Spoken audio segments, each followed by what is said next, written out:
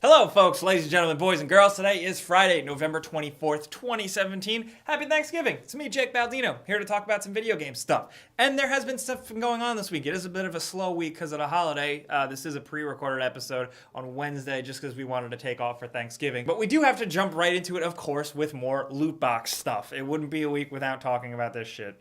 When will this end? I'm just so tired, I'm Jake. so tired.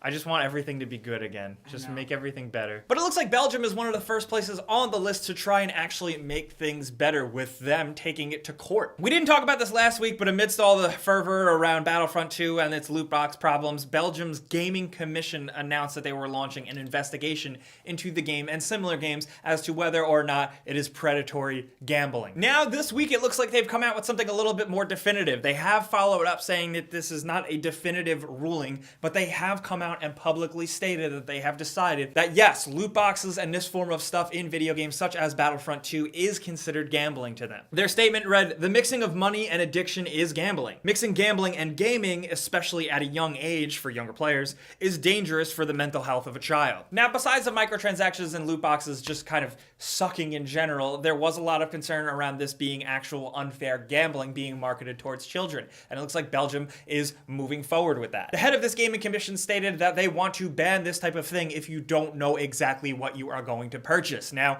maybe Belgium and maybe other companies will follow how China has made it in their country. You have to know the exact odds and the likelihood of what you will get before paying into it. But otherwise, they are saying that they want these purchases banned outright, and they are looking to pursue this action with other European nations. Now, while I said this wasn't a 100% definitive final ruling or a ban, it is different because I've looked into it, and this commissioner has not made statements before a final ruling in the past, so this to me indicates that it is going to happen. They are going to rule and they are going to take action. Now, on the flip side, in the United States, it's starting to look like politicians are going to be taking action as well. The first being Hawaii Representative Chris Lee, who got on camera and made an official press statement coming out specifically against EA and Battlefront 2, almost to the point where it actually reads like, I think this guy actually plays Battlefront. But he was pretty savage on it. He called it a Star Wars-themed online casino designed to lure kids into spending money as a quote-unquote trap. Those are powerful words, and he called for action with his other local representatives, and he said that he was making phone calls to other representatives in other states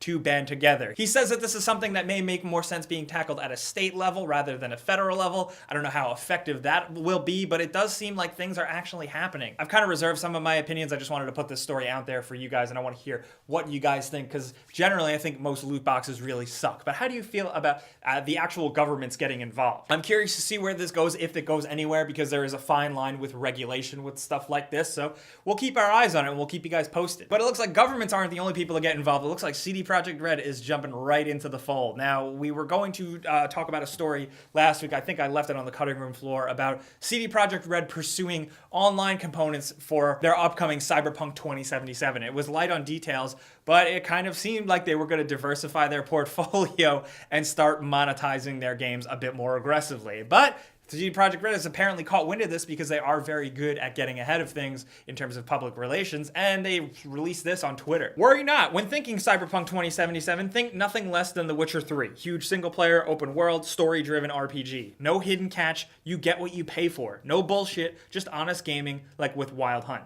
We leave greed to others. You never really expect companies to make statements like this, especially from the official CD Projekt Red Twitter account, but it is cool. They are definitely the cool guys in gaming right now, until they fuck up, and then everybody will hate them. But speaking of game development, the team behind Hellblade: Senua's Sacrifice, Ninja Theory, it was actually a team of 20 people that worked on the game, have come out and announced that the game is officially a success for them. They've sold over 500,000 units, they've made $13 million in revenue, and they released a statement saying that with the state of AAA gaming and the way the stakes are so high and everything is so expensive, they were happy that they were able to have some success creating a AAA quality game at a shorter length, at a lower price point, and still just make a profit. I think that's good because it's an awesome game, and I think they should be applauded for that. But what was nice to see in this statement is that the Ninja Theory team announced that they are going to be putting out their financial data out there available to other developers, and they invited other developers and publishers to combine forces and look at data and look at how things can be done right to essentially change how games are made and not make them just these giant, big spending explosions where every single game company needs to sell 4 million copies of a game just to break even. Now, you know, every week we try and show you guys something fun or hilarious or dumb that somebody has done involving video games, and this week we have a Cuphead cartoon. Now, it's not exactly what you think. It's not like 1930s styles, but it does take the cartoons, the characters, the sound effects,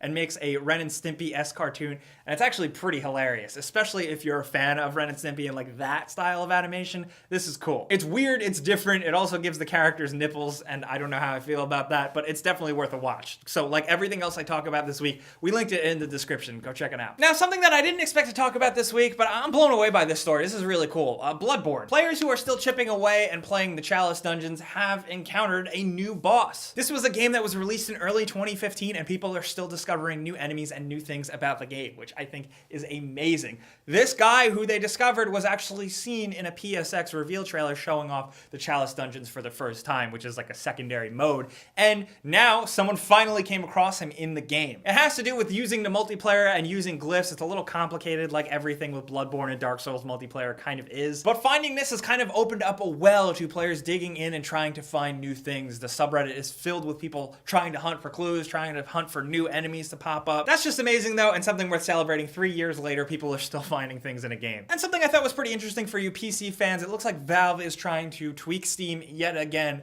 to kind of combat review bombing. Review bombing, for those of you that don't know, is when people have a big problem with a game, they will go on to places like Steam and Metacritic and massively downvote and poorly review the game to get their point across. Now, whether or not this is warranted, sometimes I think it's justified, sometimes I think it's not. Sometimes it may not properly totally represent a game and may confuse people trying to buy it. Well, Steam had a problem with this, and they announced that they're tweaking their algorithm to change essentially how it works. People would go in and find the negative reviews and mark them as helpful multiple times, like thousands and thousands of times. And Steam is now working to make sure that every mark of helpful, if it has been done by someone who is spamming, marking it as helpful, it will matter less. So essentially, they're hoping that this will balance things out a little more. You know, it won't totally, it's not perfect, and people will always be able to do things like this, but they are trying to change it, and I think Steam is always a good microcosm for how game companies try and do weird things like this behind the scenes. It's just interesting to hear their thought process. Also, you guys have been asking me a ton, and we are going to do a Star Wars Battlefront 2 glitch video. It seems like you guys have been getting a lot of them, so there's a link in the description to submit your videos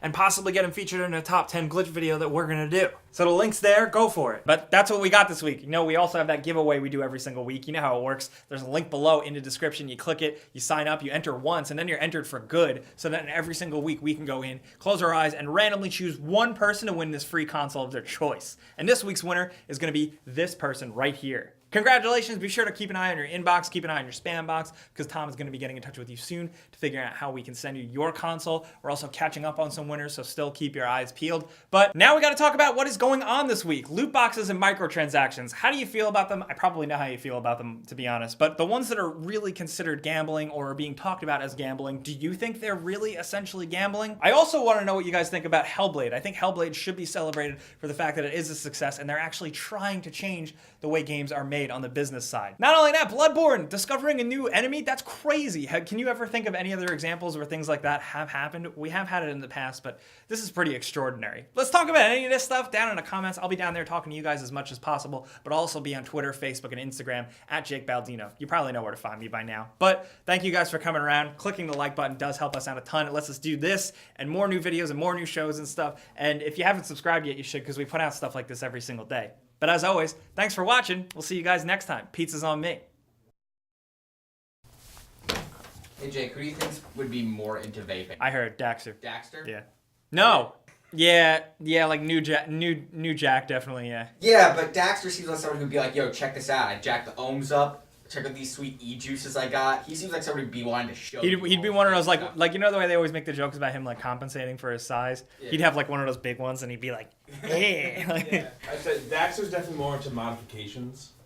Yeah, I could see Daxter and Jack both vaping, though, if you think about it.